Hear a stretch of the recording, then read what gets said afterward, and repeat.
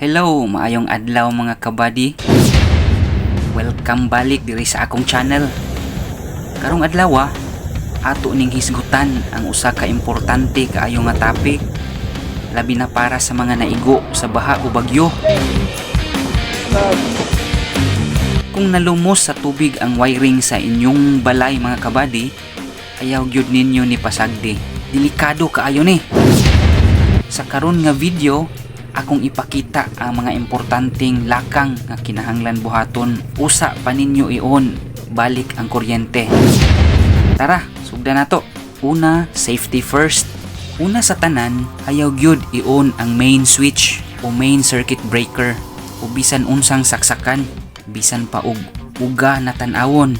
Basin na agi hapunay tubig o moisture load sa mga saksakan o wiring. Kung imo ning ion dayon, posible nga magka-short circuit, makakuryente, o makasunog pa hinuon sa inyong balay.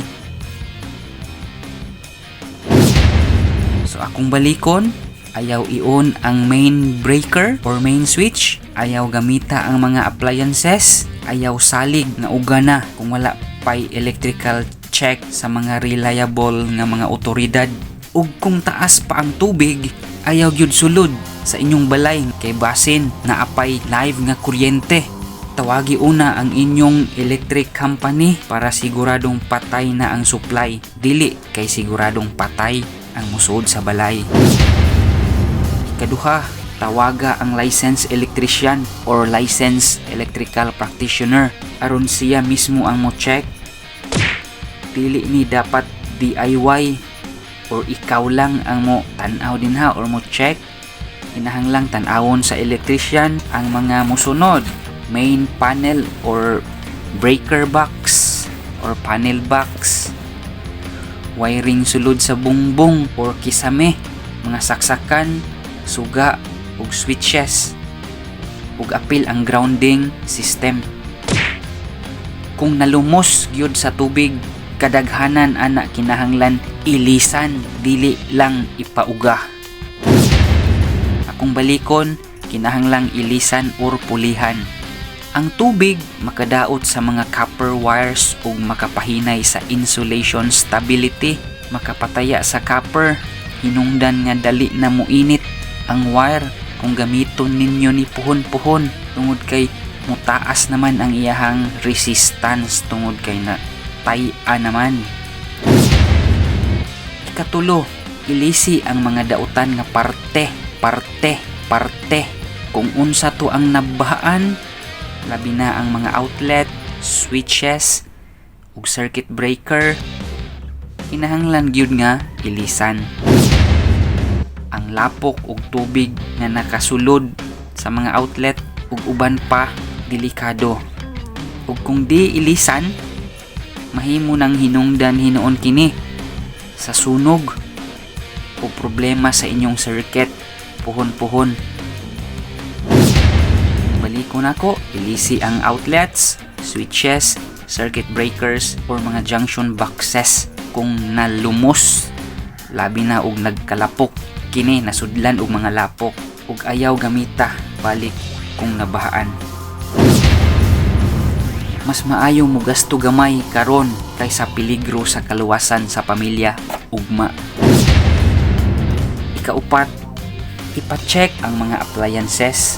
Ayaw usab dayon og plug-in or saksak sa imong mga appliances. Paserbisyuhi una kini or ipatan-aw sa mga technician aron ma-check kung luwas pagamiton. Bisan pag gagmay nga mga charger, rice cooker, ref, electric fan ug uban pa, kung nabahaan kini, ayaw sa gyud ion or ayaw sa gamita. Number 5, pagpauga sa balay. Human nga ma-inspection, kinahanglan pagyud nga paughon ug maayo ang balay. Gamiti og electric fan nga dili tong nabahaan, dehumidifier o ablihi ang mga bintana para mawa ang humidity. Pagkahuman, ang elektrisyan mag-test sa mga linya kung luwas na ug maayo na ang system, usa pa iyon balik ang kuryente. Kaunom, mga tambag para sa mga umaabot nga baha.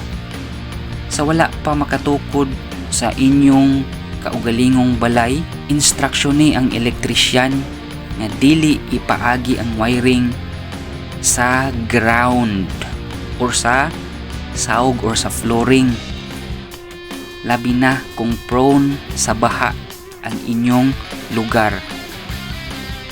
Ikaduha, patas ang mga outlet kaysa normal na level sa mga outlet. Pero kung taas gyud kaayo ang baha, kay kusog kaayo ang ulan, wa gyud tay mahimo ana. Ikatulo, gamiti og waterproof cover ang mga sakyanan, ang mga saksakan kung mahimo. Sunod, gamita ang GFCI outlets kung kaya sa budget.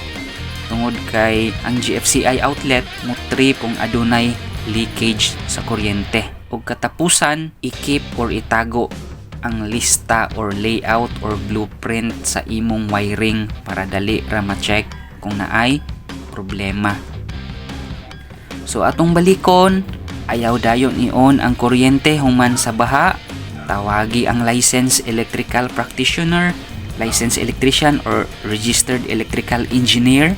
Ilisi ang tanan nga mga nalumos sa tubig ug ipatest ang system sa dili pagamiton ug balik. Dili ni dapat pasagad-sagaran kay ang kuryente ug tubig dili gyud pwede mag-uban. Kung nakatabang ni nga video, palihog og like, share ug subscribe para sa uban pang tips sa safety. Amping kanunay mga kabady ug hinaot nga makabawi ratatanan human sa bagyo. Salamat kaayo sa pagtan-aw. God bless.